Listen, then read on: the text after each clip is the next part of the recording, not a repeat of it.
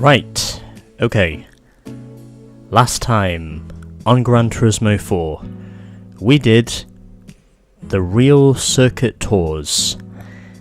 And now, I think it's time for us to get on with our next championship event.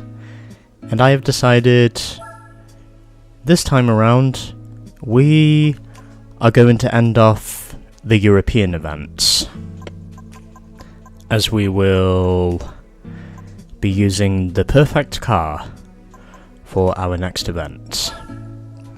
The Jaguar E-Type Coupe. Painted black, and it is from 1961. And I also think it is the perfect car to use for this, because we are using a Jag. And also because, well, we are going through 4 very long races in our next championship. We are just on the cusp of 51%, and I think before we do anything else, we're going to put a little tuning on this thing.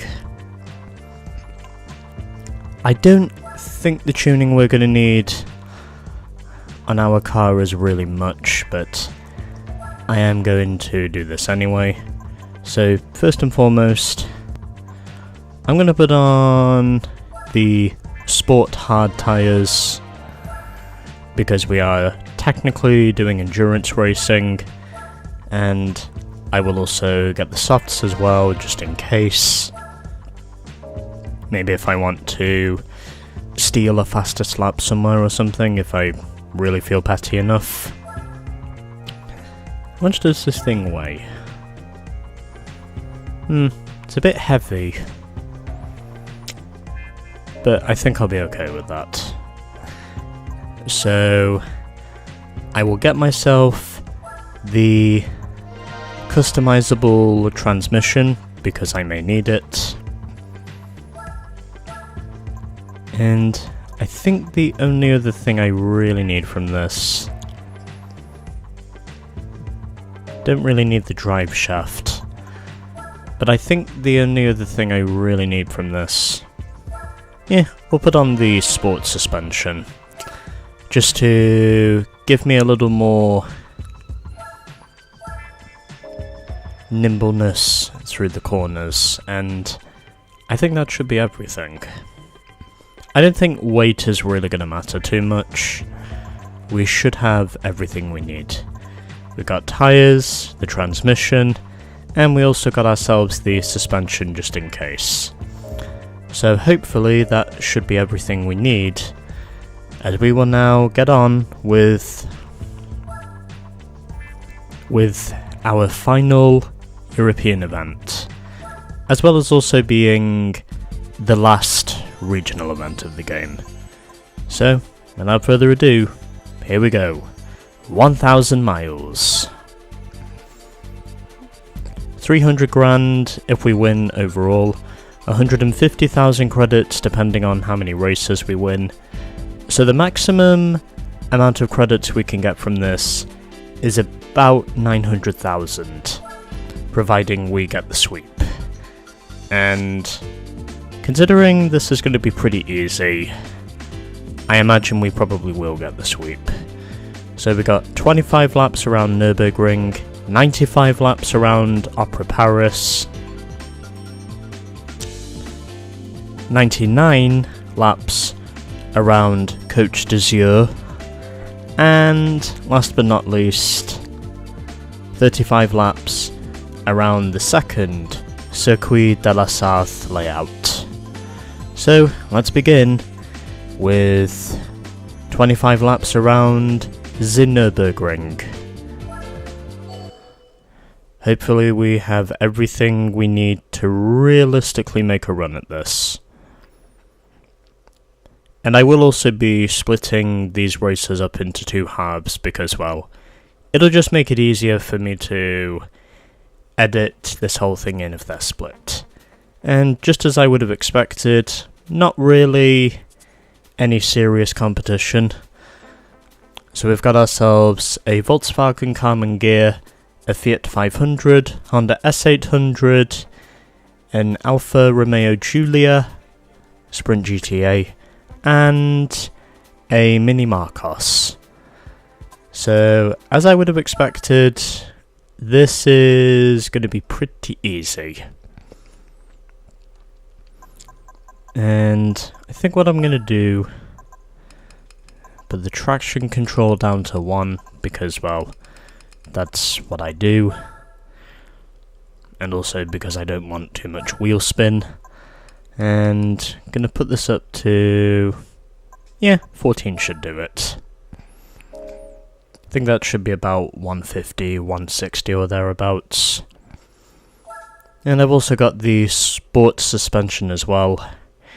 I think we should be okay for this. So, without further ado, let's begin with 25 laps around Nürburgring. And if we win this, we will only get 3 points. So, I think that tells me this is going to be very easy for me to pull off. The way things are looking. I can also guarantee it will only be a matter of time before I overlap the Fiat 500.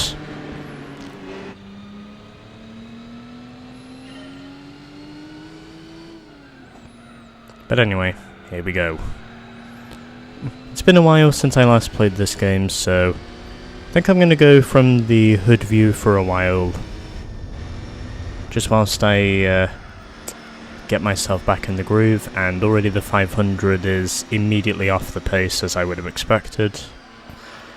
And because these are classic cars from the 60s, I do need to be a bit more self-aware of my braking zones, but that's also the reason why I put on the sport suspension for just in case. I haven't had any practice since I got back on this game, but I have a feeling we won't need that. Oh god. Yep, okay. We are not doing very well at the moment, as I am behind Mr. VW. This is the first time I have done this now for less than 6 months, or over 5 months, I should say, so probably not too surprising to say that I'm a little rusty early on. And also because, well, we are, of course, at the Nürburgring, so you would expect me to make these mistakes. To those of you who have been around the channel long enough. And already I have a 5-second lead up front. However, as the race goes on, that is inevitably going to grow.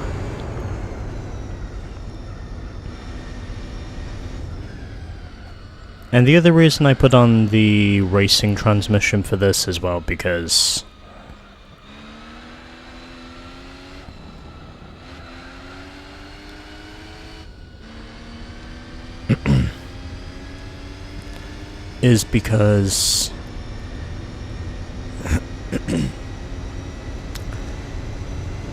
Nürburgring has plenty of straightaways, and I can also guarantee there is definitely going to be a point where I will crash this car before this race is done.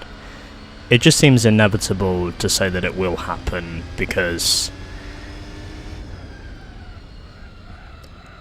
by video game standards I have practically been away from this game for so long that it seems almost inevitable to say that I am going to crash this car. Especially around this place. Hopefully the weight won't be too hard on the tyres, but I think we should be okay. As long as I can manage my tyres, I should be just fine. It is only a 3-point race, so I think judging by my competition, I probably knew this was going to be, well, piss easy basically. And it really wasn't going to fluster me in terms of just being here with my, well, my life on the line.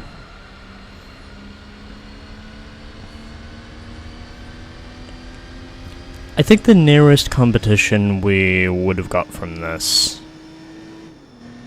if we did have an actually competitive field, probably would have been the Mercedes 300 SL. At least if we're talking in terms of actually competitive cars that could have been in this, that probably would have been my main competition. But either way, that's not the case, and we are basically having to do this for the best part of pretty much 4 races. And the other thing that the 1000 miles championship essentially does is it mimics the Mille Miglia. Is that it technically mimics the Mille Miglia road race that used to happen from about the 1920s up until the 50s. When the race itself practically became, even by 1957 standards, the race itself practically became too dangerous for drivers and spectators. And also, because with the Mille Miglia, a lot like the Nürburgring, there was basically one person who died every year. A lot like what the Nürburgring essentially still does to drivers who come here and basically try to push their cars to the limits. The Mille Miglia had some very dangerous roads. And that was even by 1957 standards, because it wasn't just drivers that were dying every year, there were also spectators that were dying. And I think it was fair to say that when they actually did cancel the Mille Miglia altogether, when they did, it was probably good riddance. And it's also one of those road races that, considering just how much more dangerous the world of racing used to be, I am actually glad that they don't host the Mille Miglia anymore. It basically was, I would say, the car racing equivalent to racing at the Isle of Man. That's probably what I would have said it was.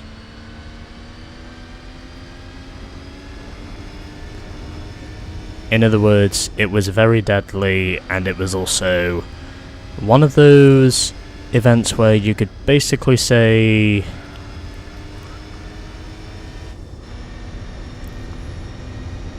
it was probably too dangerous for spectators. Even though the Isle of Man is still technically ongoing for whatever reason. Aside from the fact that it does generate revenue for, well, the Isle of Man itself. Which, by the way, yes, is just off the coast of England.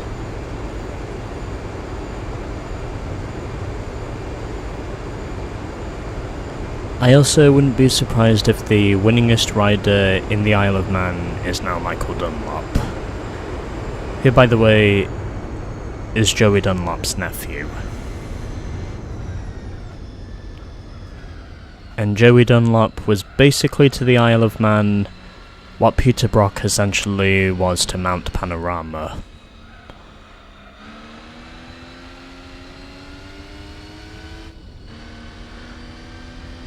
And my first lap time is 8 minutes 54.8. So I think we're probably going to be at least 3.5 hours as we work our way through this race.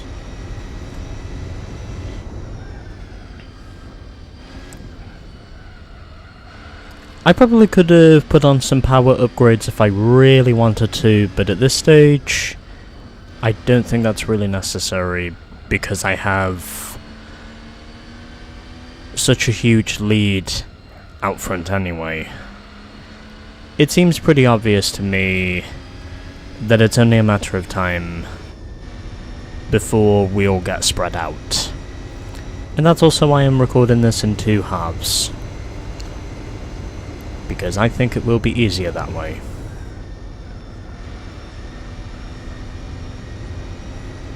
And also because I think since we're driving a Jag, we should be just fine around here. In other words, I don't think speed is really going to be a problem, especially because I already have such a huge lead up at the front of the pack anyway. And because the Nürburgring is so big, it's probably not going to be too hard to count the amount of times that I have lapped my opponents. And I think when we get down to the city courses, that is where it's going to be harder for me to tell just how many times I have lapped my opponents.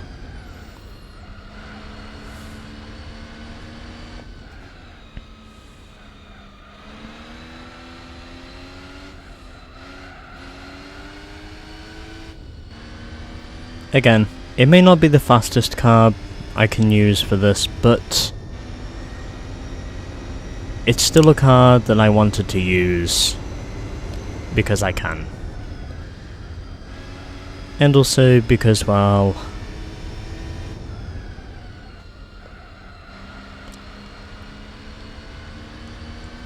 I don't want to make my outright...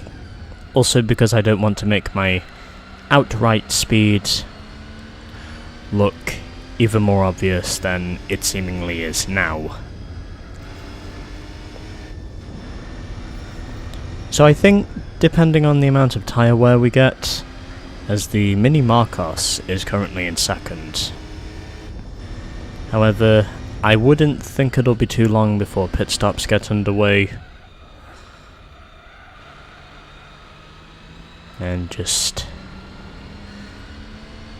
basically flowing my way through the corner in 3rd gear there. I am, of course, splitting this up into 2 parts because I know these races are going to be long ones, and also because I figured it will make the editing easier. Depending on however long it is before I get to about, well, I would say lap 13. Which, by the way, yes, is a long way from here.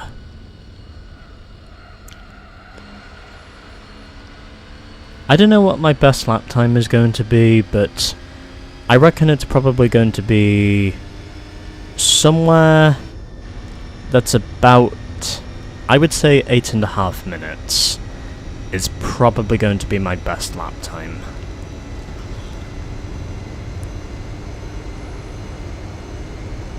And this is without me having any engine upgrades on this thing whatsoever, or any weight reduction, or anything. And, well, I think you get the point.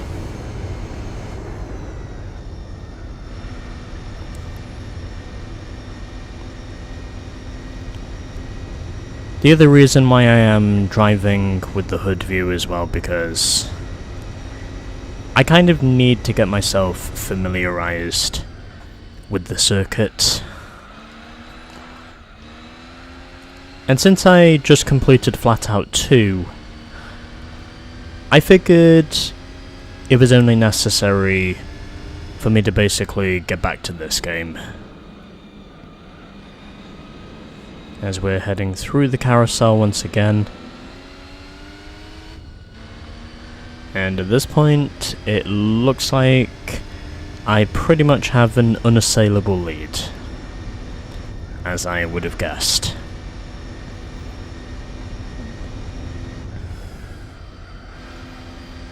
I think my only real competition from this would have been the 300 SL, but even then, if I would have spun out early on and then had to work my way back up,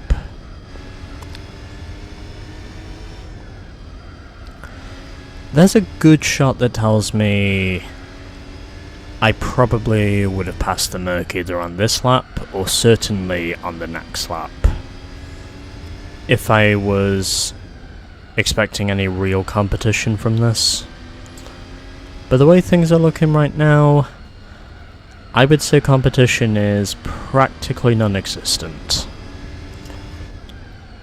We're basically just driving round and round in circles.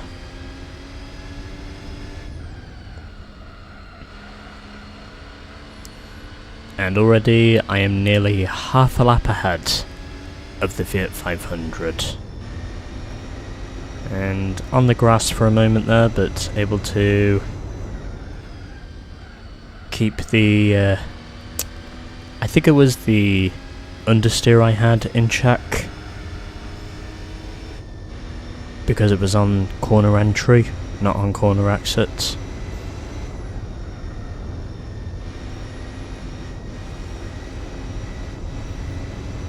But at this point, it seems like we are very much in a class of our own, as we are leaving the pack far behind us. Something else that I would have guessed was going to happen. Although thankfully, after this, however, we will be doing more competitive events, because we'll actually be doing more than just running laps.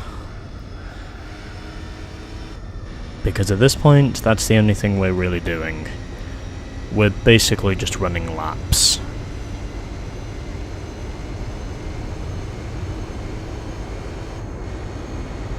And basically just pulling away as much as we can.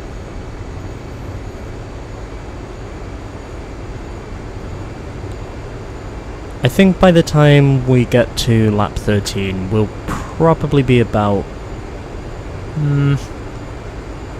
less than 2 hours into this race, from what I can estimate. And hitting 155 down the stretch, and on the brakes, because I know this part of the course will bite if you don't step on the brakes.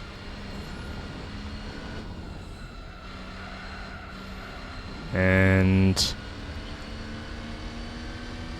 my best lap is now an 8:38, as I am less than 2 minutes clear now of the Mini Marcos. I think it will only be a matter of time before I lap him, as I run wide there, but thankfully don't clip the Armco. Also got a tyre barrier there in that corner.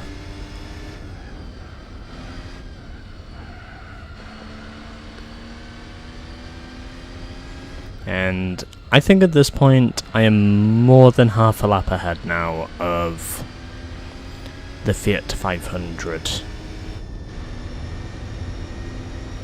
I think he is more than likely going to be the first opponent I lap. Because the 500 is just so slow compared to the rest of us. Of course, we're not necessarily any faster, but... well, I think you get the idea.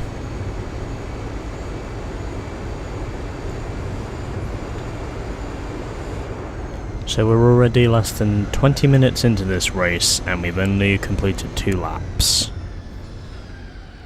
Was kind of what I expected. Because after all,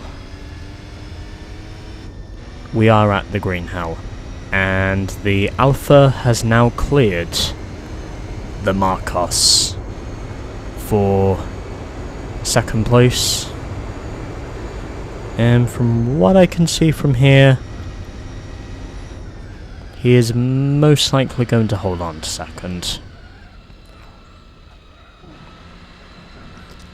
I am actually a little bit disappointed to say that I didn't get the Mercedes 300 SL upon my first entry of this event, because that would have made it more interesting, but at this point, the only thing I can really say that I care about is making sure that I get this first race out the way, so then I can figure out what to do with the 2nd race when we come round to it.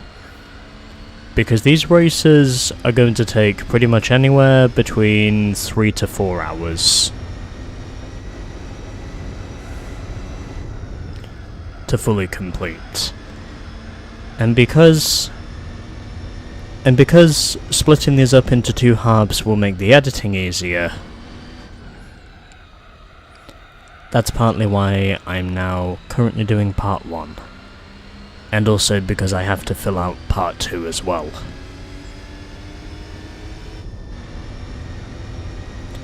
But at this stage, we are pretty much untouchable.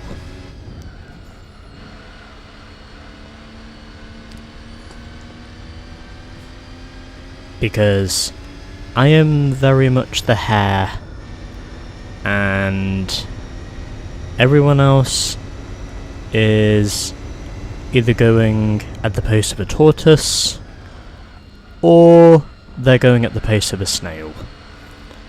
Or in the case of the Fiat 500, it basically is going at a snail's pace.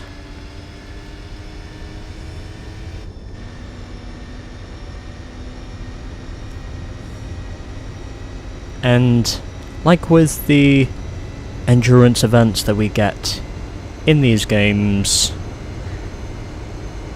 I would not be at all surprised if all of us are going to get very spread out once pit stops come around.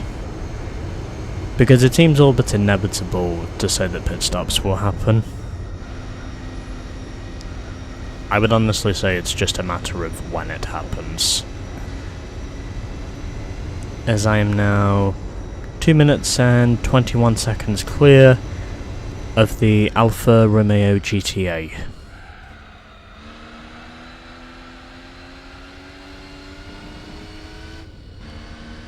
I think I was hearing a little bit of wheel spin there, but either way, I do keep the traction control on for just this sort of thing, as I head through the carousel once again.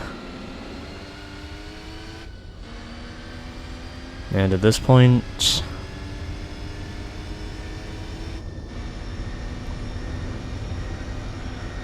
we are basically just pacing ourselves.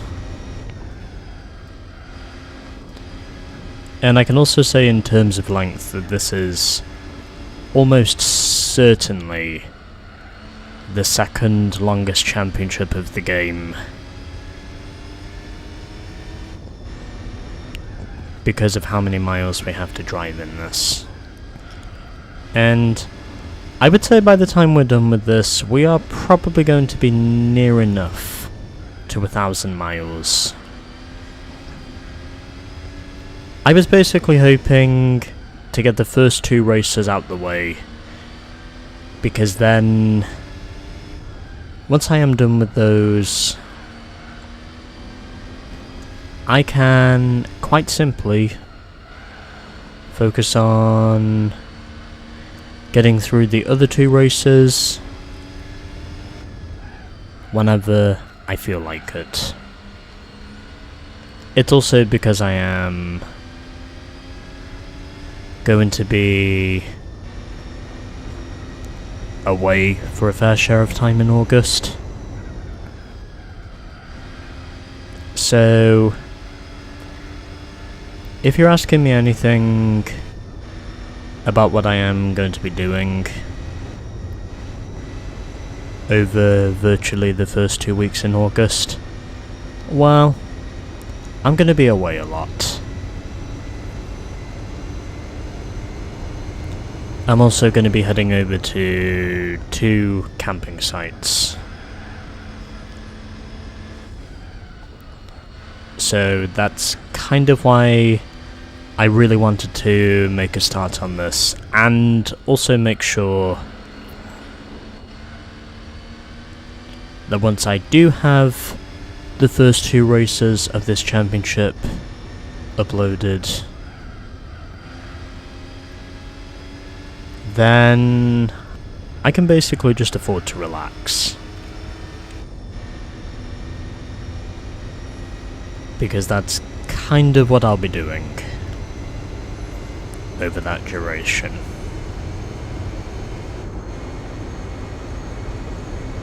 And so, it's not going to be too long before we overlap the Fiat. I think that will almost certainly happen by the time we get up to lap 4, so I think we're probably going to put the Fiat 500, I would say at least 6, maybe even 7 laps down, because I am just so far ahead. And once again, hitting 155 down the 1.2 mile straightaway, and after only 3 laps of this, I've already driven less than 40 miles. And my new best lap time is 8 minutes 30.9. And after 3 laps, it's pretty much obvious to say who the clear-cut leader is at this point. Pretty much hands down, I would say. Because I am just so far ahead of everyone else now.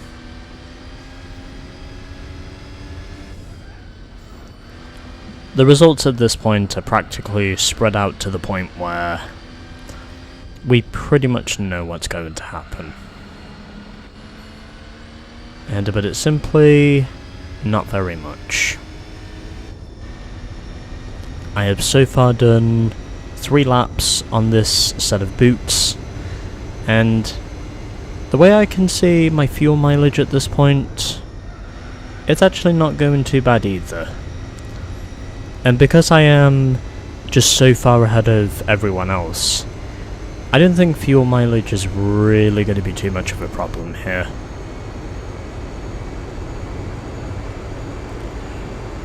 And we are now at the 41 mile mark.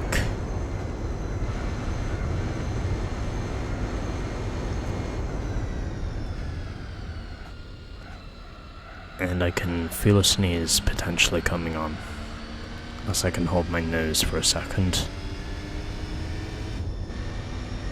So closing in on the Fiat 500, who is very much the snail of this race and probably also this championship.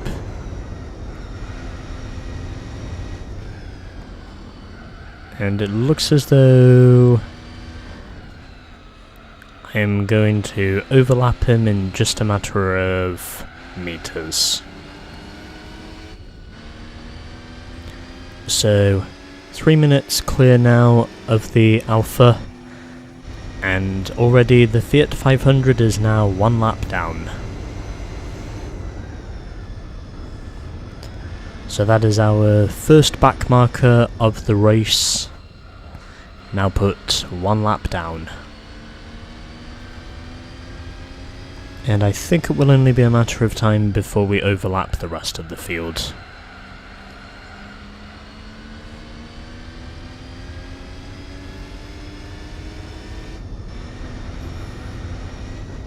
A little bit wide there, but still able to keep my ride where it's supposed to be. I am noticing some wear on my front tyres, but I have been managing the tyre wear pretty well up to this point. I could have put on weight reduction if I really wanted to, but I'm not sure if overall it really would have benefited me.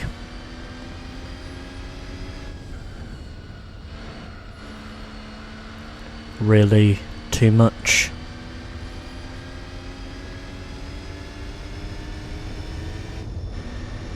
Again, because the Nürburgring is basically so bumpy and abrasive in terms of its track surface, you basically do have to take care of the car whilst you're at it.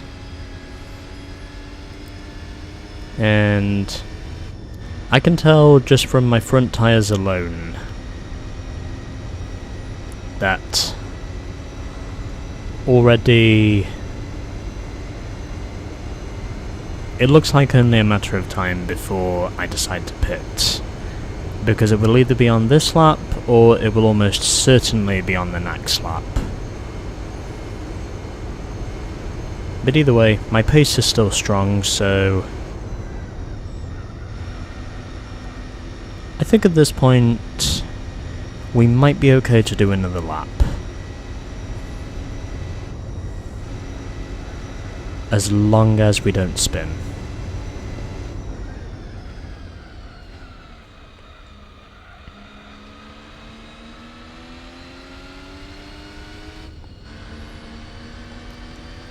I have also been pretty gentle with this car as well, so I think from what I can see for now, we might be good for one more lap. Maybe.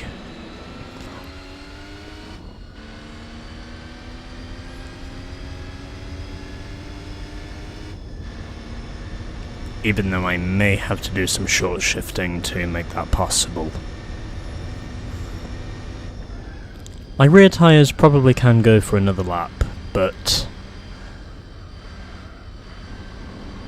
my front tyres, however, well, unless I wind up coasting my way around the track, it's hard to see whether that's really possible. It's also why I'm currently keeping my car in 4th gear, because, well, I am trying to conserve tyre wear, just to see if using higher gears and shorter revs really do manage to, in some cases, make me better at taking care of my car.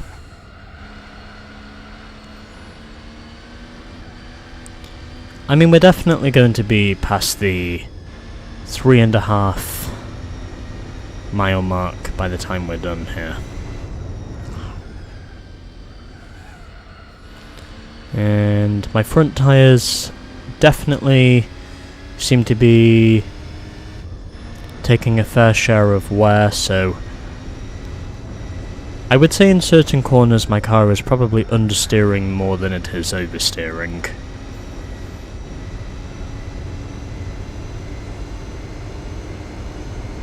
Fuel, I'm pretty sure, is not going to be a problem for now.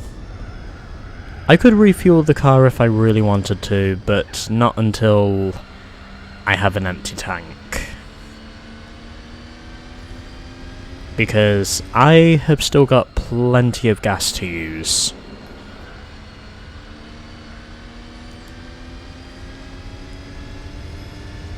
So we'll just have to wait and see how we do from here. And as I would have expected, I am well clear of the Fiat at the end of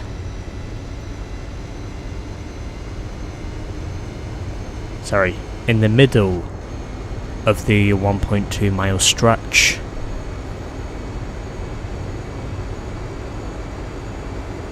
This is going to be very interesting over whether or not we can actually go for another lap.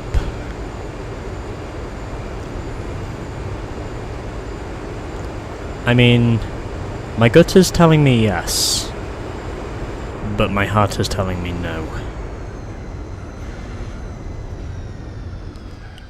I'm basically just going to follow my gut with this one and go for another lap, because I still have enough tread on the rear tyres to go for another lap. So that's what I'm doing. I'm going for another lap in my Jag around the Nürburgring, and possibly trying to avoid crashing as well, if I can help it. I think it will be at the end of lap 5 when I will have enough wear on my tyres to realistically make that first pit stop. I'm running a bit wide there. Probably the understeer kicking in from the wear on my front tyres, but I think I can still manage it from here.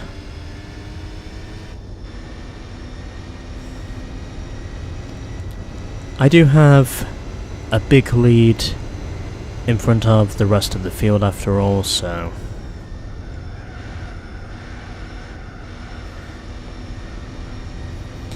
this is very much where I will be...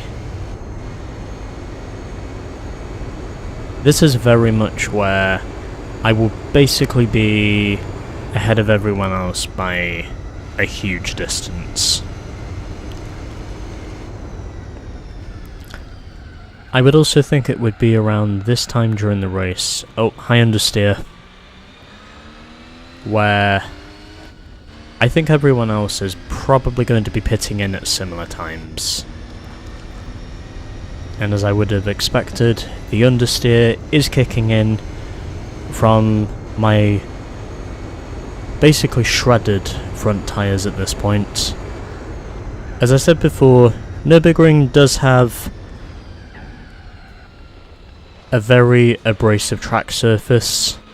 You can only go so long on your set of boots before you eventually have to change them. But again, I still have enough tread in the rear tyres to complete the lap, and that is why I am currently leaving it late to make my first pit stop. In case if anyone decides to undercut or maybe even overcut me, but since I am on a set of slicks, well, sports slicks, I should say,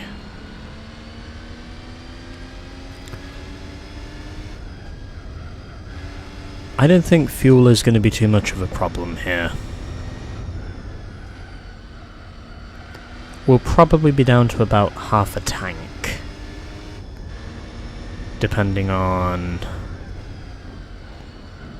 how the rest of this lap goes.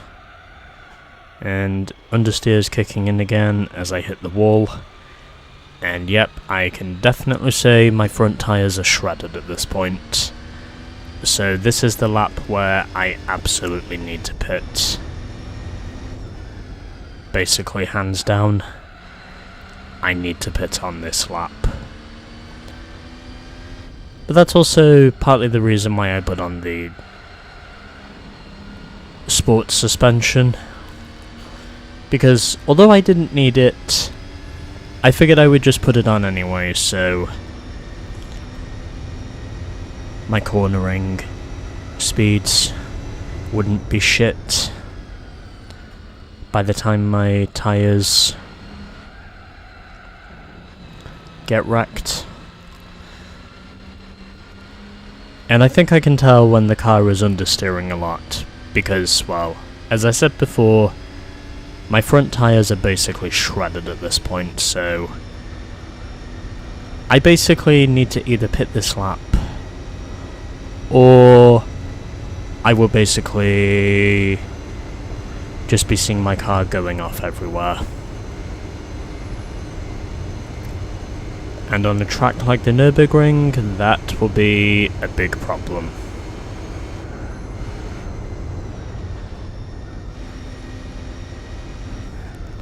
Just really trying to take my time here. And that's a wall.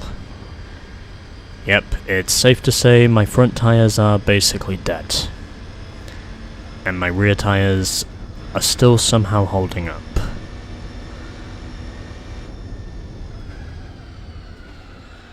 Yeah, there is no way I'm going to do 5 lap stints.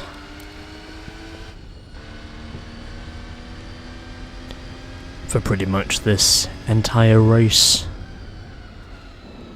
In my opinion, it's just not worth it.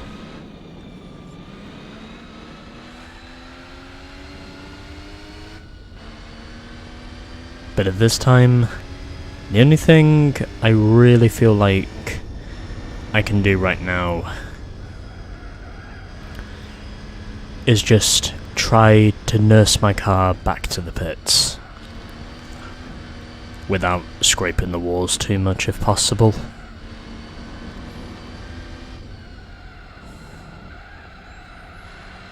I can still get through some of these corners because I still have some tread left over on my rear tyres. Even then, of course, if my corner entries at this point are basically garbage. But I can still nurse my car around here.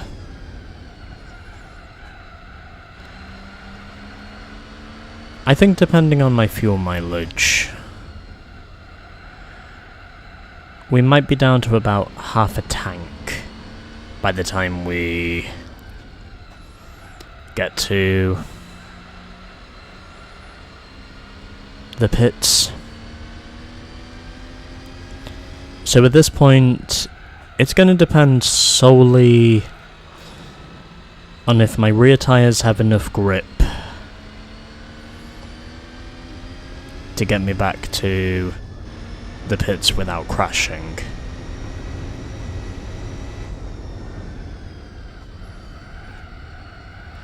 And I just avoid touching the gravel trap.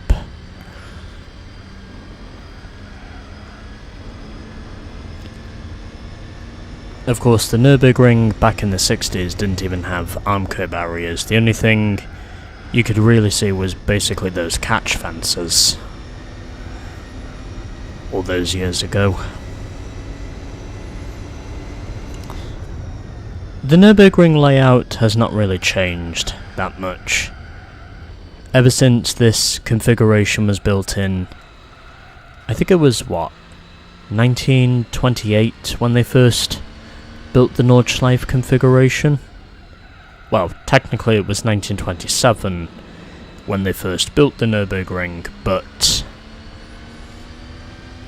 the track itself, with this configuration, was technically built in, I think it was 1928, when they built it under this configuration.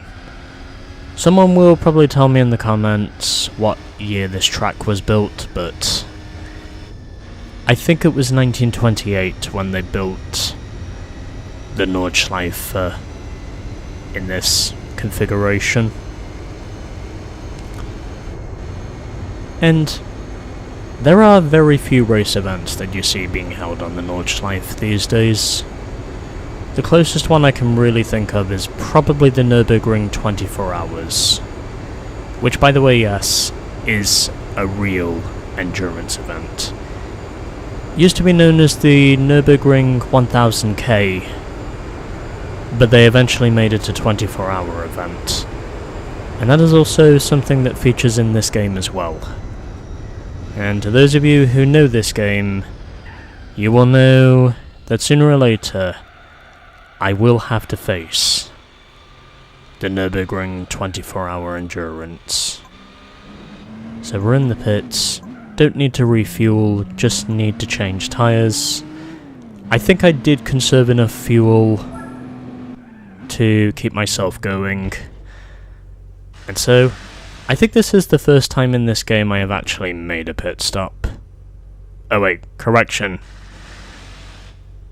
I just remembered there was the GT World Championship. That was the first time I think it was the GT World Championship when I first made a pit stop in this game. I think it was Opera Paris in the GT World Championship. At least I believe that's when it was. So we've done one 5-lap stint, and I've now driven 65 miles. And I think it was around 44 minutes that we did on the first stint. So I think that tells me we're probably going to do, I would say, 5 pit stops, give or take.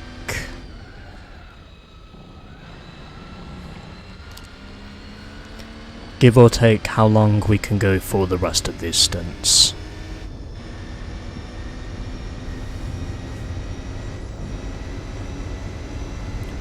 So we're 5 laps in. I think the rest of the field should be pitting any time now.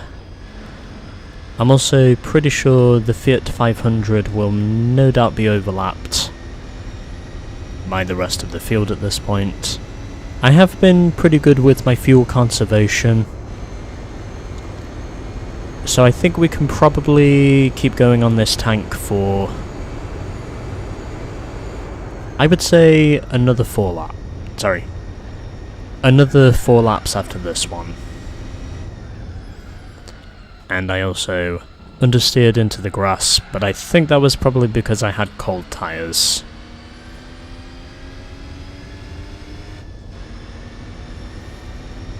So, I think it's fair to say my fuel conservation has been pretty good up to this point. And also, short shifting does help you in terms of conserving fuel. It is able to give you a few drops if you short shift over a certain number of laps. It can help you to conserve your fuel load and keep it going for longer before you need to refuel. And that's why at this time I'm just kind of short shifting at the moment, because I just want to make sure that I get my car to the end of the race, or basically get it up to the end of this stint, so then by lap 10 I can basically refuel my car and then go for another 10 lap stint on my second tank of fuel.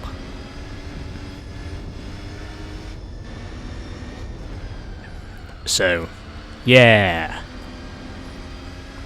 I am very much in the fuel conservation position at the moment.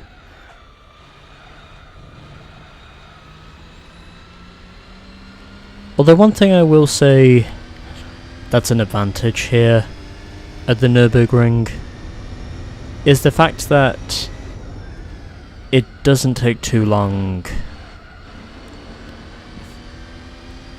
for the tyres to warm up.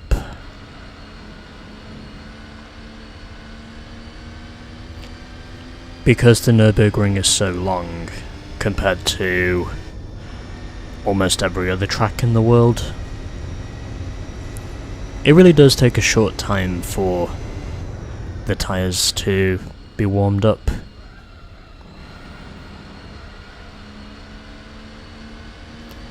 As I now have a 4-minute lead over the Alpha GTA.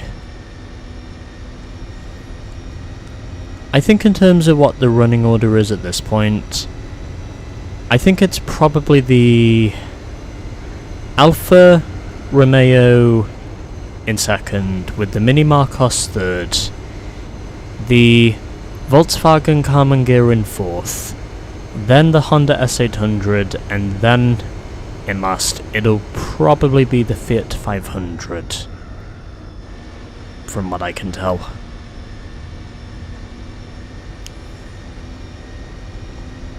But up to this point, it seems like we are very much on course to at least overlapping the field twice, from what I can see. That's what I can see happening.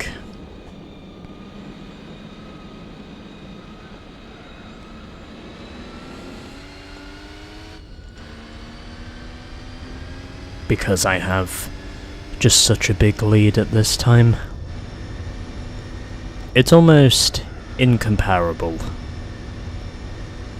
with just how monumental my lead is at the top right now.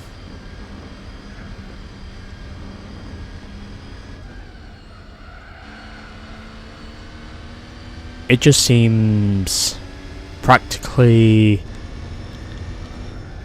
untouchable at this point, because my car is just that much faster than everyone else. I'm honestly amazed to say this isn't a 1-point race, although I guess that does depend on horsepower, and the amount of horsepower I have in this thing is over 250, which in the 1960s, well, to put it simply, that's a lot. And this car was also owned by plenty of high-profile celebrities in the 60s. I think even Roger Moore once owned a Jaguar E-Type, if I'm not mistaken. There were definitely some high-profile celebrities from that time who did own this car. Hell, I'm pretty sure even Steve McQueen once had a Jaguar E-Type. And there was also Tony Curtis, who also owned this car as well. Basically, there were a lot of high-profile celebrities who owned a Jag. There were probably more celebrities in the 60s who owned a Jaguar E-Type than there were regular consumers like you and I who probably owned a Mini Cooper. At least if you were living in the UK at that time, you probably were the owner of a Mini Cooper. Or, as it was known at the time, the Austin Mini Cooper. Because it was originally Austin who gave us the Mini name, before Mini itself had technically broke out into its own manufacturer.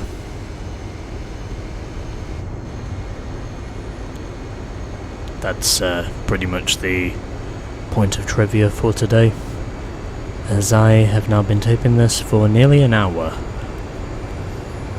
I think by the time we get to the end of this lap, that is when we will be pretty much at the 1 hour mark, from what I can see.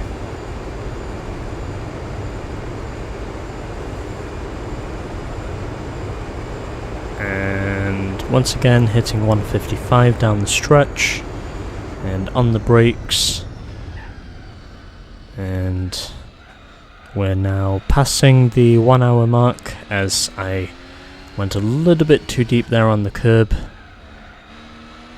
as we are now 1 hour into the video.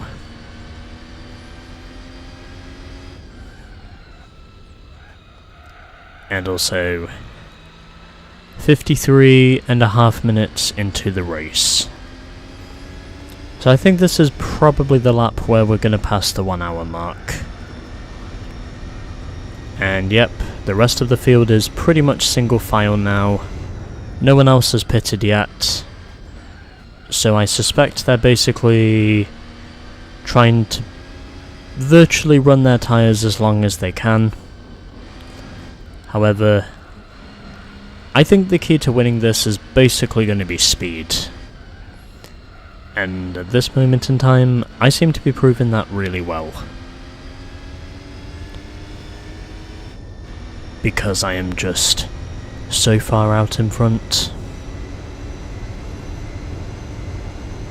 It's pretty much uncontested at this point, as I have got half a tank of gas left. Although I may not be very good at tyre conservation, I am at least good enough to save on my fuel conservation. And there is no 6th gear in this thing. Probably what I was expecting. Almost went too deep there.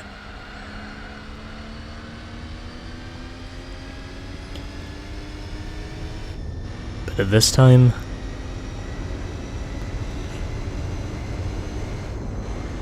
we seem to very much be in a class of our own. So it looks like from here we are very much on our way to putting together a dominant and uncontested first win. And that's probably going to be the same for the rest of this championship as well, because these races are basically so long in terms of championship races. We're pretty much going to be, I would say, uncontested for all of these races, because we are just so far ahead of everyone else.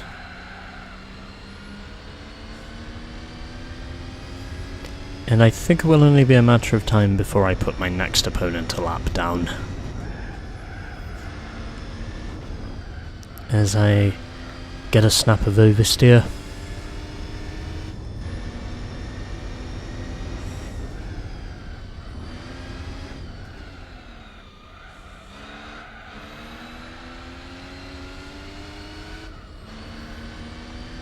Well, my car might be hard on its tyres, but at least I can say the pace has not dropped one bit.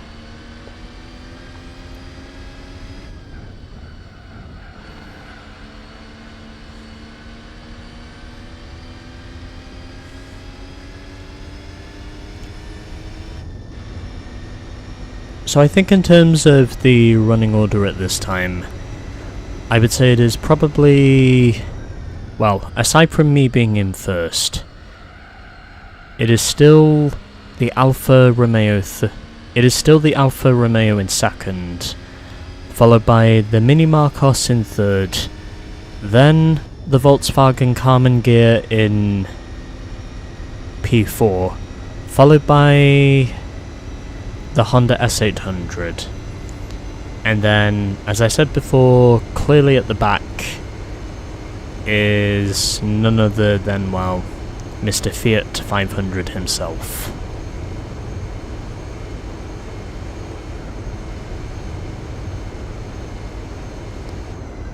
As I almost have a 5-minute lead over the Alfa Romeo at this point. So it looks like from here we very much seem to be just pulling away. I would honestly argue at least half a minute per lap.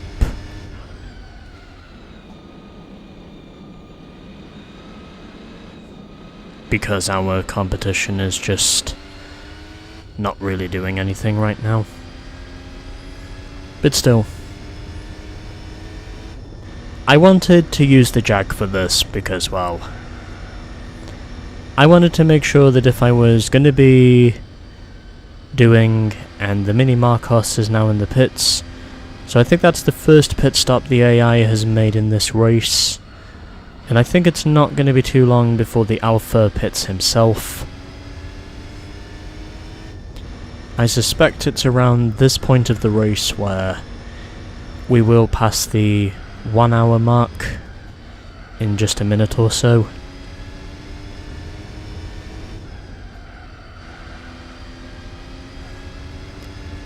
As it seems as though I am going to very much surpass a 5-minute lead as soon as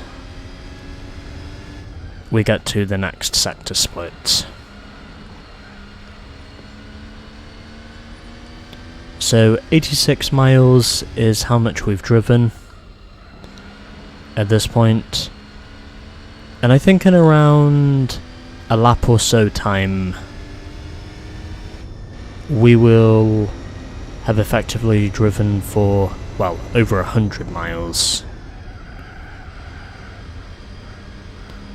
And now we've passed the 1 hour mark. And yep, I'm now 5 minutes clear of the Alfa Romeo GTA. These are the types of intervals that would only be possible around a course like the Nürburgring. And maybe Le Mans as well, but that'll be a different kettle of fish to fry. And now the second pit stop is being made by the VW.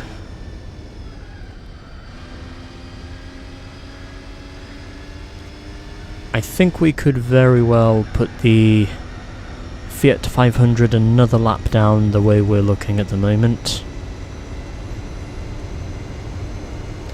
I really don't see how we can go contested from here onwards.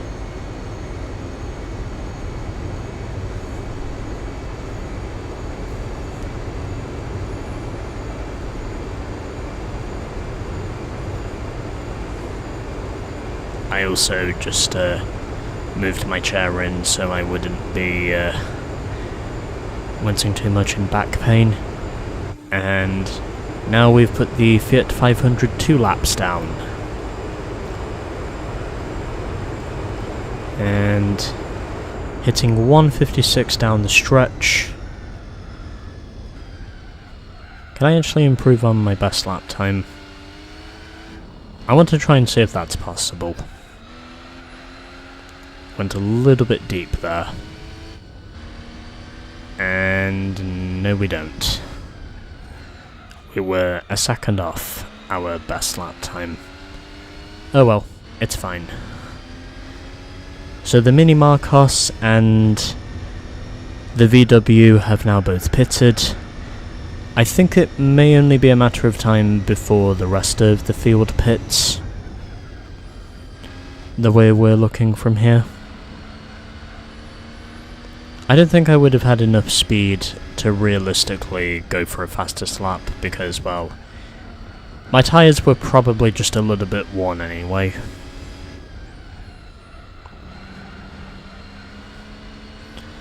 But I think at this time at least we should be okay.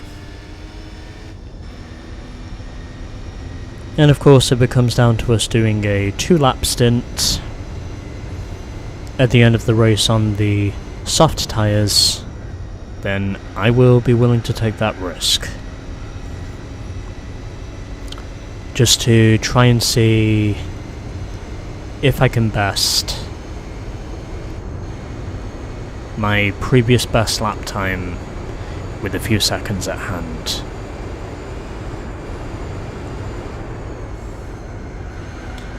So since we're now past the 1 hour mark and we're pretty much 7 laps into this, I would say the race distance probably is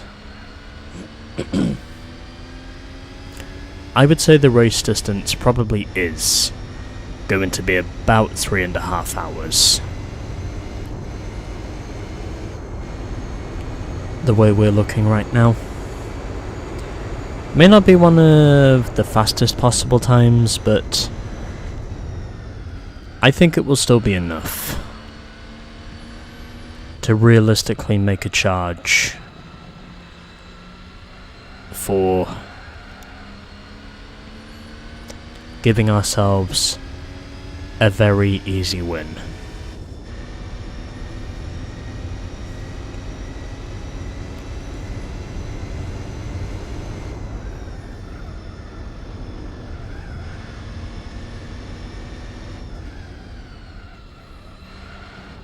I think once we get down the straightaway, that's when I'm probably gonna have a sip from my bottle, which is next to me on the left hand side of my desk, because I may need it.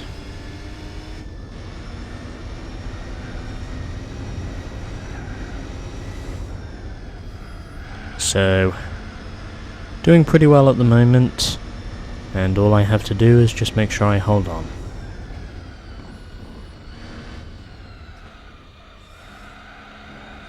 My tank is also pretty low, so at this time I don't think there's really any need to conserve the gas anymore. I just need to continue what it is I am doing, and just making sure that the time I set is a reasonable time.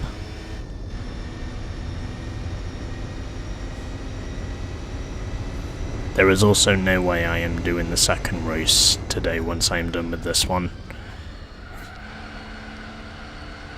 I am definitely going to do this one race at a time, deciding if and when I have enough time to squeeze it in. So 5.5 minutes ahead now.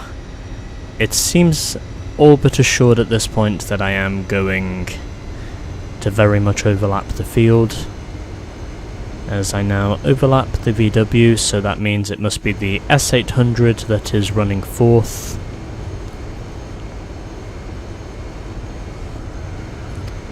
I also find it ironic to say that a majority of the field we have in this event are running European cars, and yet somewhere in the middle of us, we also have a Japanese car somewhere in the middle of the field. So that must mean the Honda S800 is running fourth. And it looks as though the VW at this point is pretty much a blur in my rear view mirror now, because my car is just that much faster than everyone else's.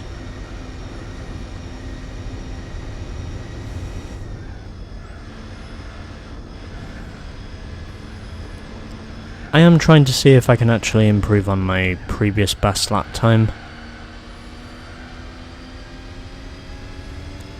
So we're less than 2 minutes up, sorry, less than 6 minutes up now on the Alfa Romeo.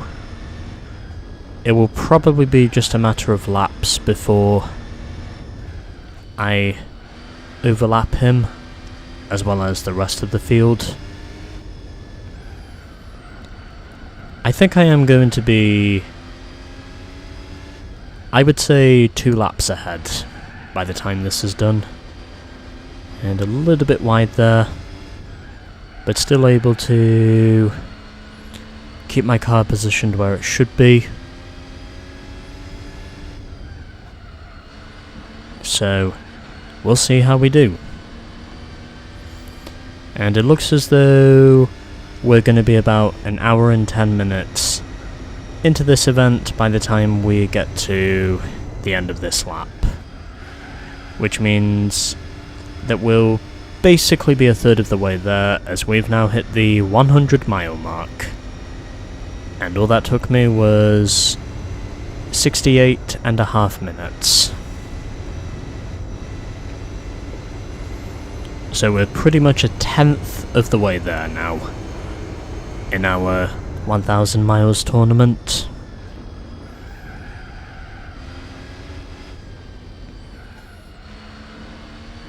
So 6 minutes ahead of the Alfa Romeo GTA. I think at this point we very much are in our domination land.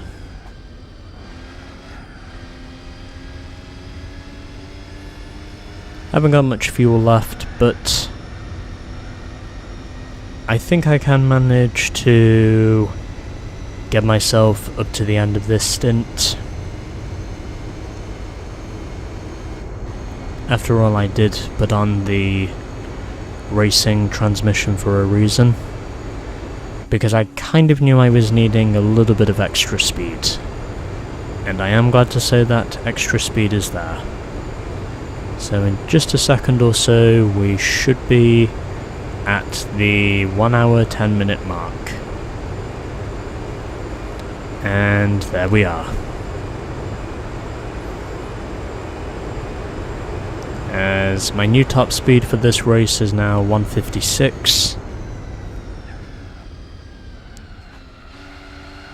I think it's fair to say the speeds I'm setting at the moment are actually pretty good ones. I think this is going to be a new personal best in terms of lap times. And definitely, as my new best lap time is now 8 minutes 25.2 seconds.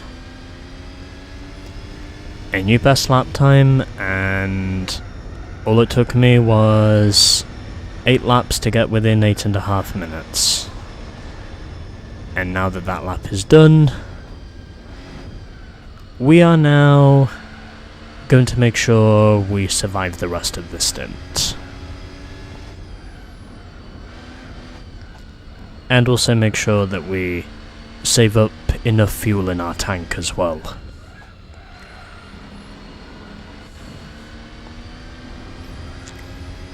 I would say 10 laps is about the distance we can go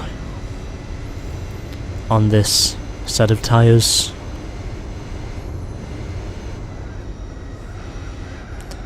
And since the Fiat 500 is now well over 2 laps down, there is no way in hell he is getting one of his laps back. It's just not possible with the pace he's running. So, providing I don't have any major... Oh shit. Okay. Yep. I knew that was coming. I said before, at one point in this race I was going to crash. And then right there, that was the moment when I crashed. It was probably going to happen at some point. I was basically waiting for it. And it seems pretty much like at this point it was all but inevitable.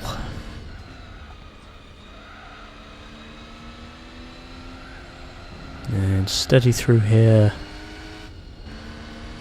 Was pretty much running half throttle percentage through that chicane.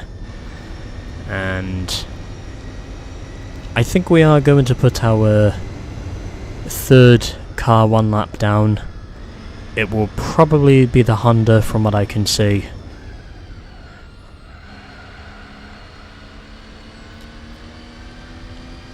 So it looks as though we will pretty much have half the field overlapped by, I would say, the end of this one. Half the field will pretty much be overlapped from what I can see. Don't want to run too wide there.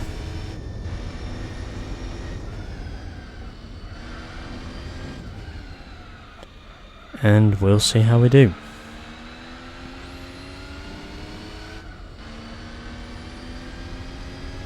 So, here we go.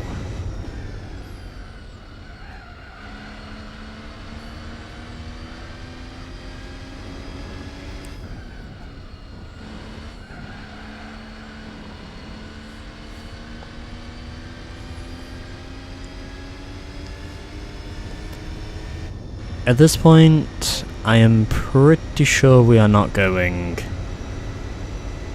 to really change anything in terms of our outright pace, because we have basically got everything we need.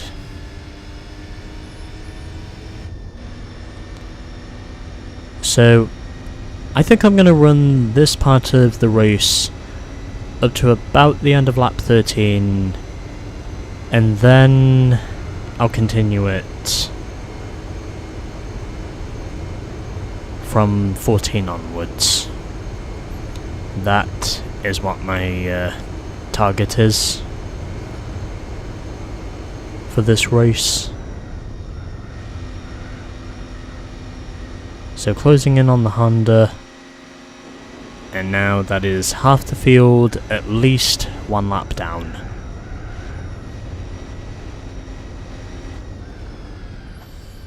Because my outright speed in this car is doing practically everything it is supposed to do.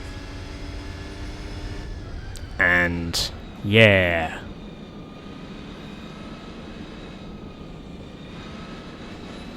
So at this point,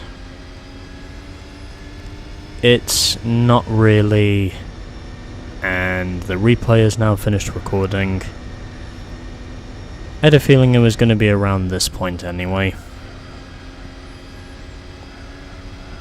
But at this time,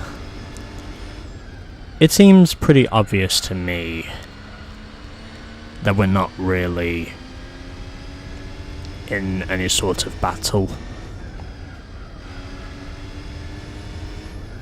I actually quite like how with the older GT games you get that whole finished recording replay notification. I think that's actually pretty cool to have.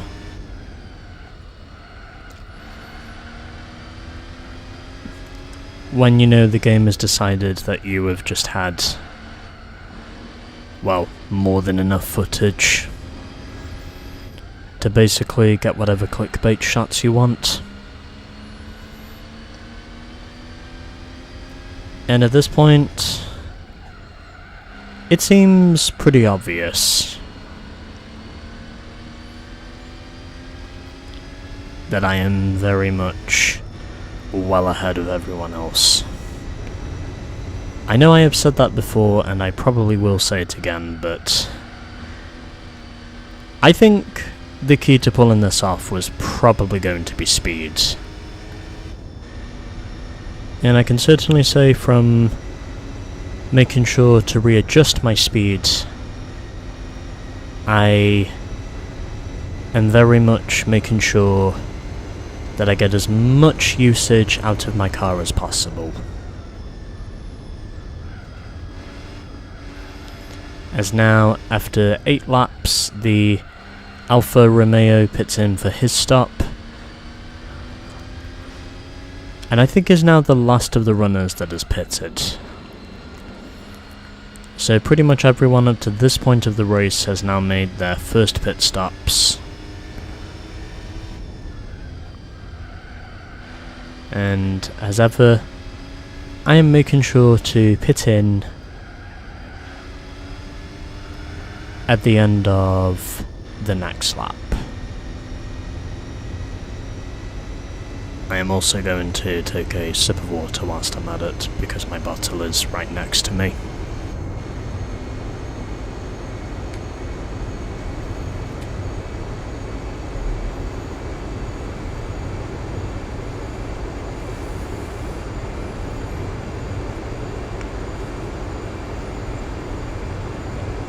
I'm also putting in another piece of gum. If you're asking why you're hearing chewing, then that's what it is.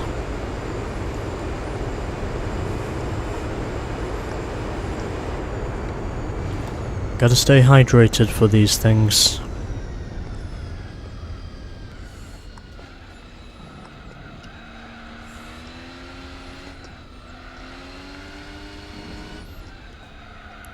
I don't think I'm going to overlap the Alfa Romeo on the next lap, but I think I am going to be close.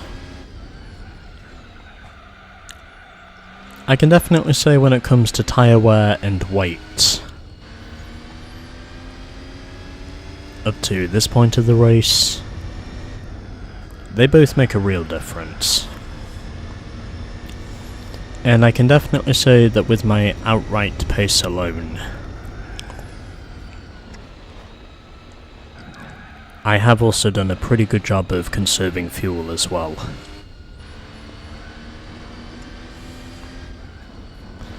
Because I have not really had to push it hard.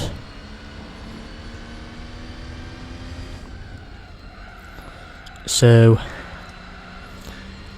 and now the Honda S800 makes his pit stop, so that's now everyone in the field that I have counted, if I recall correctly, who has now made their stops. And my fuel tank is almost empty, so I definitely need to pit for gas on this lap, or else I am just going to be coaxing for the next lap. Which, as you might have guessed, is what I don't want. Although thankfully, however, refueling times in this game do not take very long.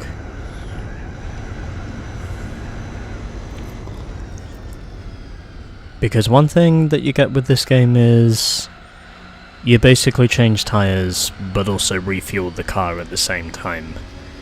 I don't think that's really something that happens in the modern GT games, but I know that in this game at least, you do get tyres and refueling pretty quickly.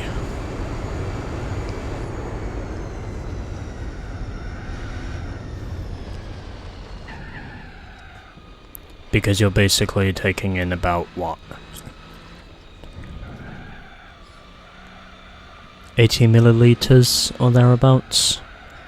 I think it probably is millilitres from what I can tell when it comes to a full fuel tank.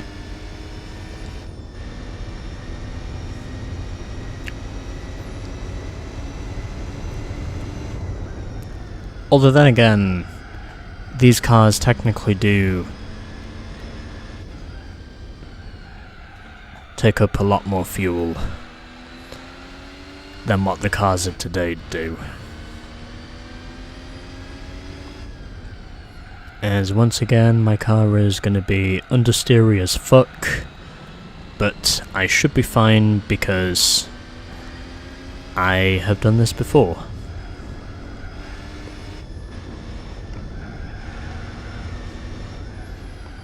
And also because I like to make sure that I can get these stints to go on for as long as I can.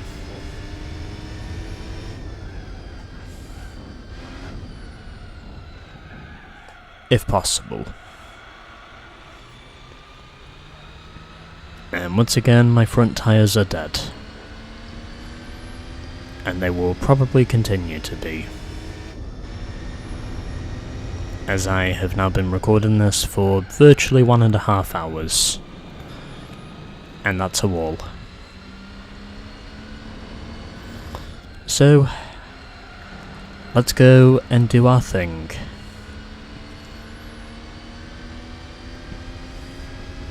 As we are very much in the course of making ourselves seemingly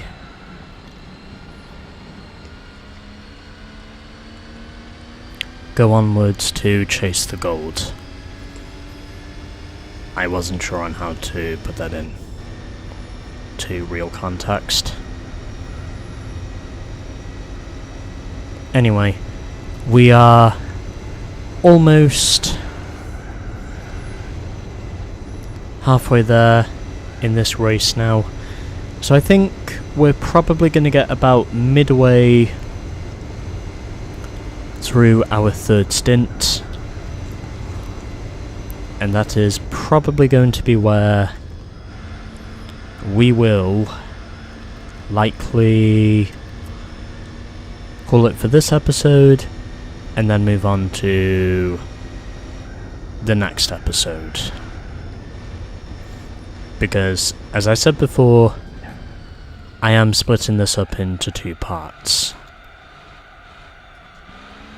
A little bit wide there, but able to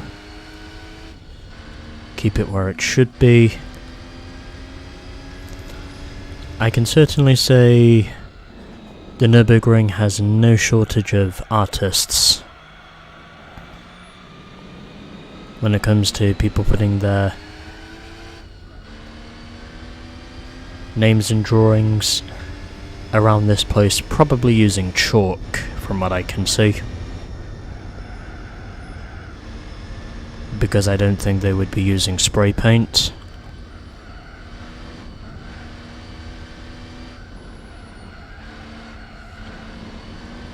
There is also a reason why they call this place the Green Hell, and it's not just because of all the trees, it's also because of all the grass. This place has very appropriately earned its nickname the Green Hell. And not just because of the very abrasive track surface, as I said before. The Nürburgring can quite literally eat tyres up. And that's ironically what it seems to be doing to me right now. So I'm just kind of coaxing my way along for the rest of this lap. I am closing in on the Alfa Romeo regardless, but I doubt I'm going to overlap him on this lap. It'll probably come on the next lap, when I have a bit more tread in the tyres compared to right now.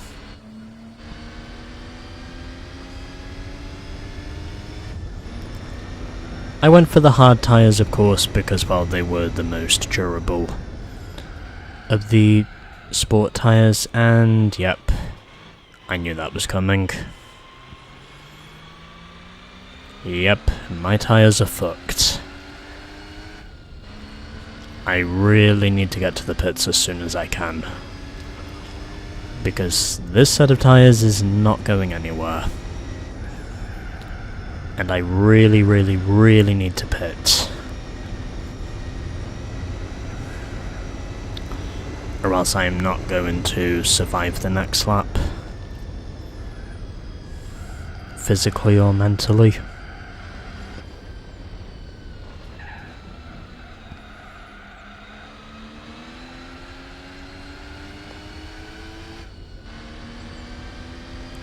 I really don't know what seems to be happening at this point among the AI. But anyway.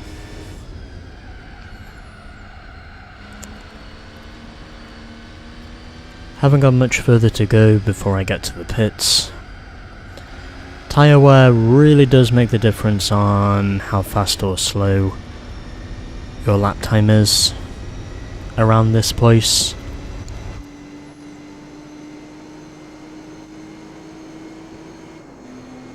I can also say that my car has now very much picked up some dirt. That's probably what I would have expected though. And it looks like we're probably going to go less than 130 miles before we make our second stop, as my rear tyres are also very nearly dead. But there's just enough tread on the rears to keep me going. Really don't want to miss my pit entry Really got to take it slow through there. And there we go. And refueling, yes. Sports hards, yes. Okay. And now we are very nearly at the halfway point. As I refuel.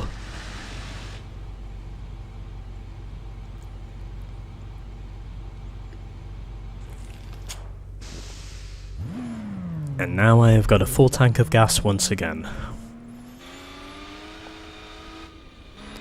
And at the end of lap 10, I ironically set a 10-minute lap, plus the pit stop. Had I not gone for that pit stop, my lap time probably would have been around 9.5 minutes.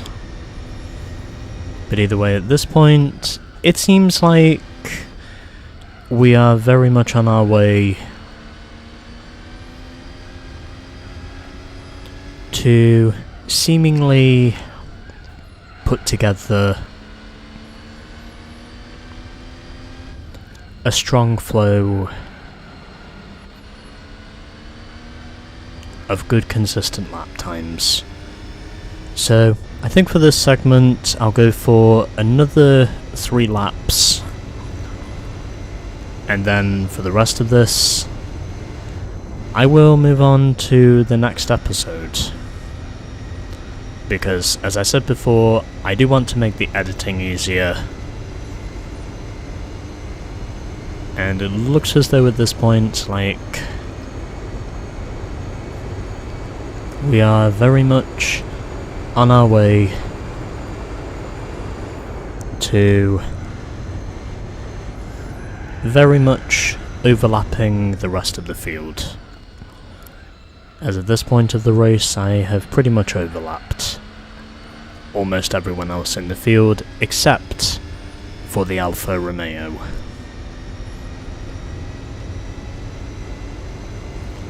Who at this point I think is the only car I am yet to overlap. But we'll wait and see.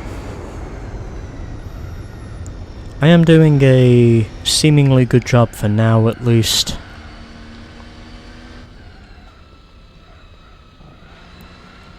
And I wait to see what happens from here.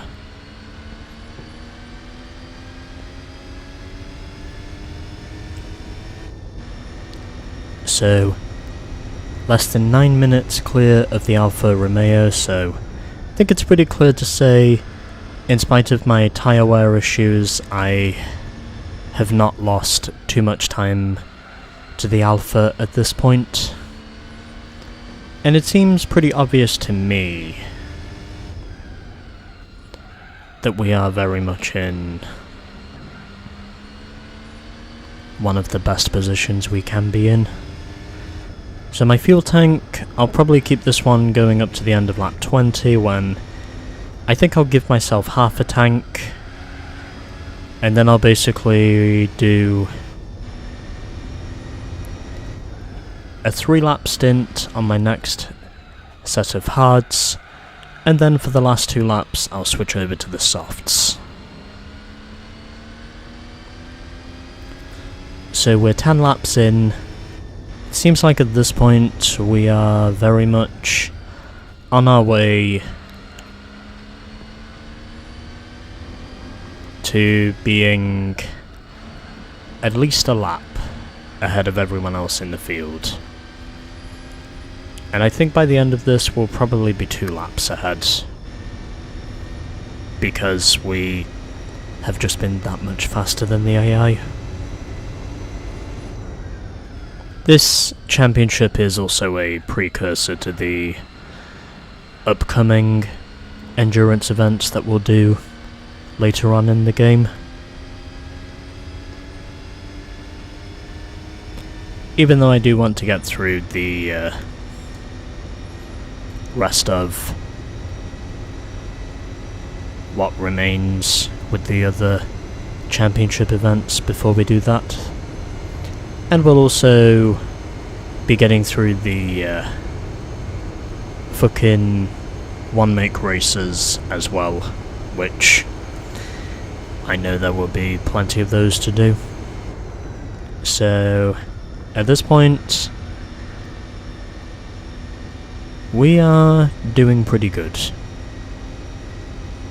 And I think it's only going to be a matter of time before we overlap the Alpha, as I now put the Fiat 500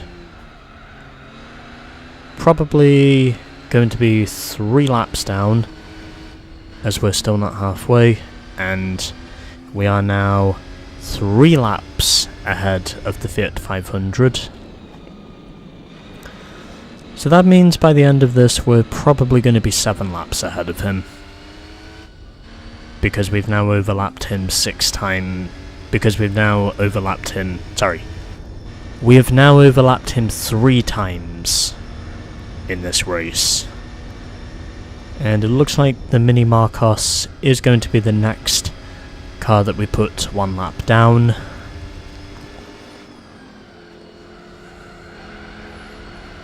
And he gets a little bit loose. That gives me the room to go up the inside. And now we are at all but 1 car in this race overlapped. He was ahead of me by 8 minutes and 50 seconds.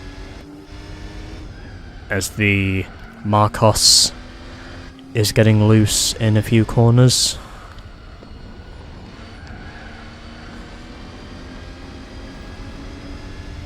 But either way, I am still keeping myself up at the front.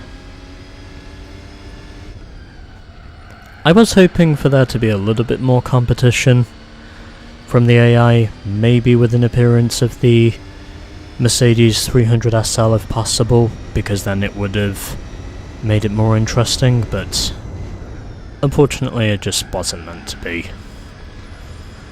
But either way, depending on which sports car it is you use, as long as you've got more than 200 horsepower in the car that you use, then you'll basically be good for this.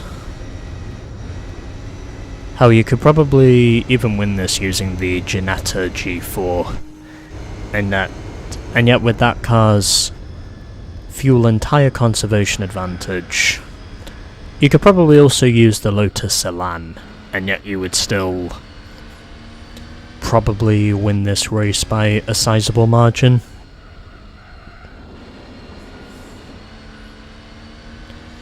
But I chose the Jaguar because, well, I figured speed was the best way to do it.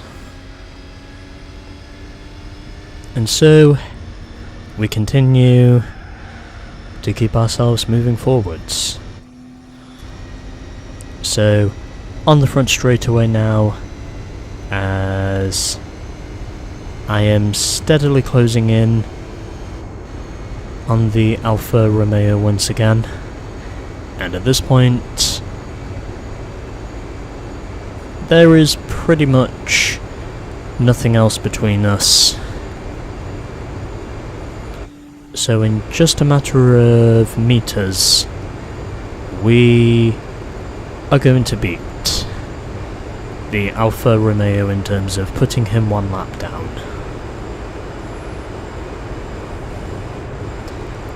I do also have a pretty heavy fuel tank as well compared to before. The reason why I set that fastest lap when I did is because, well, I was running a lighter fuel load. And now we are 11 laps into the first 1,000 miles race. And so, for this part of the race, we only have 2 laps to go before we are pretty much at the halfway point, as of which it has taken me over 1.5 hours to get here, and it looks like it's going to take me over 1.5 hours to pretty much overlap the field. In other words, I will have lapped every other competitor in this race, and it will technically come right before the halfway point. So my guess is I'm going to put the whole field 2 laps down by the time we're done here. So this is definitely the longest single race event I've done for a while. And I can certainly say that this will not be the last, the way things are currently looking. So,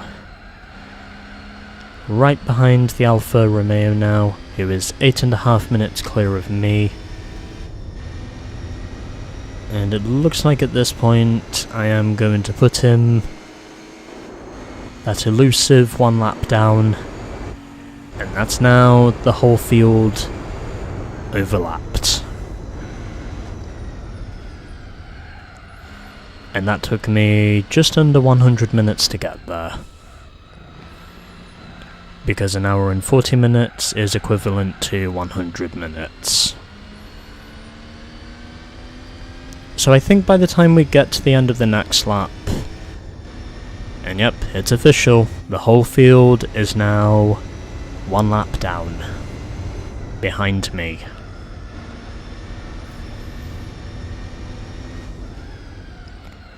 So at this point, it seems pretty obvious to say that I clearly have the fastest car in the field. I think we're probably going to be less than 2 hours in terms of our video length by the time we get to the end of the next lap. So this is going to be a concrete performance for just how far ahead we really are.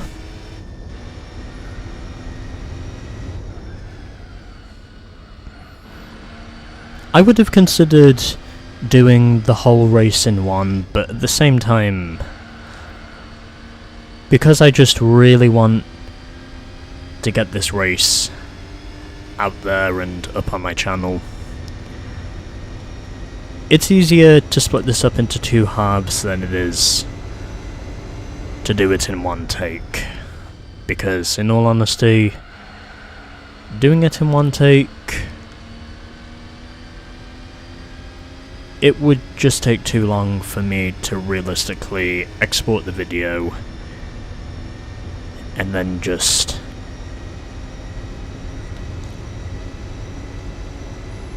do the whole thing in 1 take.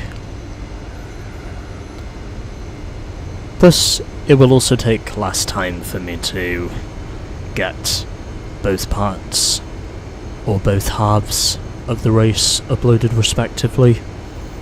I think that would just be the easier choice for me personally.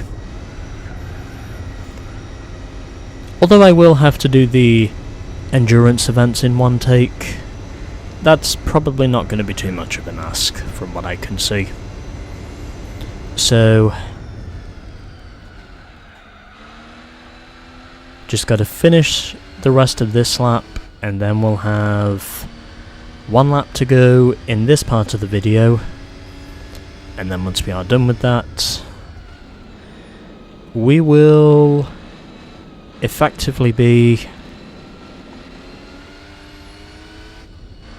at the end of the first half of this race.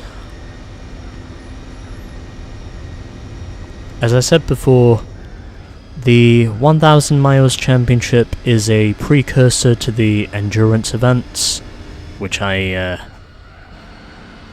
aforementioned before, and I can certainly say that when we get down to the Nürburgring endurance events, they are going to be long ones, because we have to do a 4-hour event around this place, and then afterwards we have to go 6 times as longer. Well, and then after the 4-hour race we then basically have to go virtually 6 times longer for the fucking 24-hour race, which is probably what we will have to do at some point in the game. And it will probably also take me a week to get the video in, because, well, or to just get the race in, because I will have to split that up into either 3 or 4 parts. Although knowing me, it'll probably be 4 parts, because, well, I think if I can do 6-hour stints in the 24-hour event, then it technically means I should be able to get it done over the course of 4 days. Although that doesn't mean to say it's going to be easy, because that is something I will have to figure out how to get through. Well, that's aside from the other 2 24-hour endurance events. But again, I will get the Nürburgring 24-hour done first, because, well, there is a certain car that is linked to a certain championship that we can do once we're done with the Nürburgring 24-hour endurance. And that will also technically be after I have given my PS2 a break for a few days before getting on with it. Because to me, that seems like the most proficient way of making sure that my PlayStation 2 ultimately does live to tell the tale of how I did a 24-hour endurance event in this game. And probably also the first of many, from what I can see. Well, one of many, I should say, if we're being more specific. And through the final corner. And am I going to go purple again? Not quite. I was 0.2 off on that lap from going purple. And I think by the time we get to the end of this lap, we will have passed the 2-hour mark on our recording at this point. So I think once we're done with this lap, that is when we are going to call it a segment for this one, and then move on to the next one, basically. I will also be using the same video thumbnail, whichever one it is, for both parts of these races, because to me it's just an easier way of showcasing that it is still the same race. And that's basically what I continue to do, as I am now well clear of the Alfa Romeo GTA. I think the other reason why I was only 0.2 off on that lap was because I was doing it with a heavier fuel load. Probably won't be the last near purple lap I set around here. Yeah, when I refer to a purple lap, by the way, I technically refer to a new best lap time. Something that will happen a lot when we get down to the Enduros.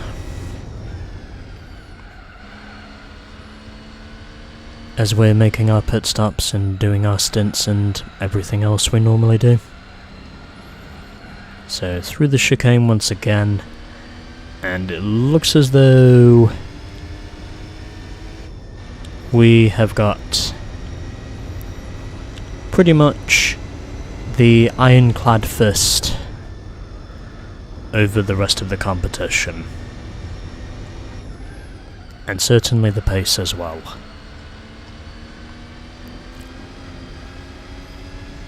Basically what my plan is, before I go away at the end of this month, which is still July, my plan is to get through the first 2 races, and then afterwards we'll get through the other 2 races once I am back from my vacation.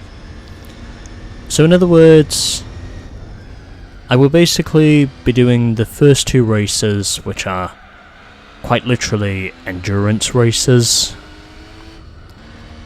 and then basically take a break for 2+ weeks after that, and then as soon as I get back, I will be here to get through the other 2 races of this championship. And I am only a few minutes away from reaching the 2-hour mark for race 1 of the 1000 miles championship. And since we are basically halfway there now, I would say that under the circumstances,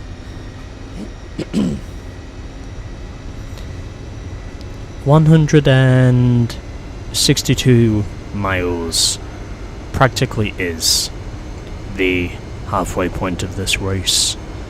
So I would say we're probably going to be at least 320 miles by the time we're done with this.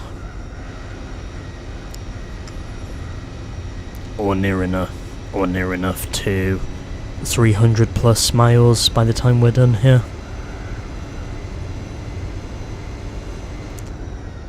I have done a pretty good job up to this point of the event. And so we head up through the carousel once again for what will more or less be our halfway point lap, more or less, give or take. And at this point, we seem to be very much in a class of our own.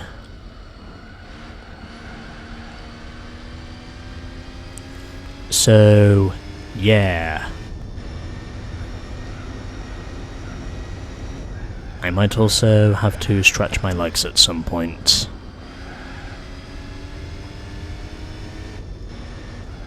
But anyway. As I run wide through there, and it looks as though this is very much our checkpoint lap for the first half of this race at the Nürburgring.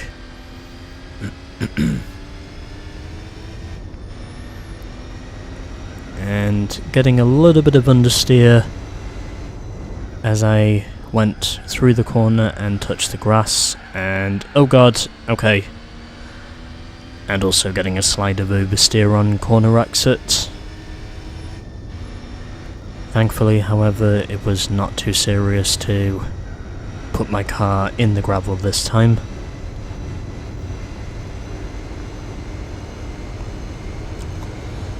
And noticing some wear on my front tyres, although I think that's only natural. Oh god. Okay, it's alright, it's fine, we lived. We lived to not touch the gravel.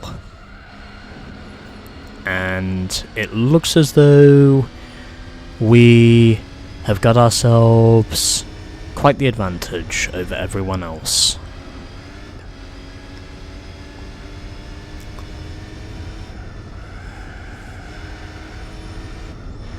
This is basically just me turning laps at this point. And I will definitely be glad to get to the end of this lap. Because right now, I just really want to get up, stretch my legs. Because right now, I basically just want to get up, stretch my legs, hit the can, and then basically just get back to this. Because I have been driving now for nearly 2 hours, as my video itself has now passed the 2-hour mark. So, at the end of lap 13, it is clear to say I am very much the king of the ring. Okay, and that is now pretty much the halfway point of race 1 in the 1000 miles championship. And now we will move on to part 2, coming in the next episode of GT4.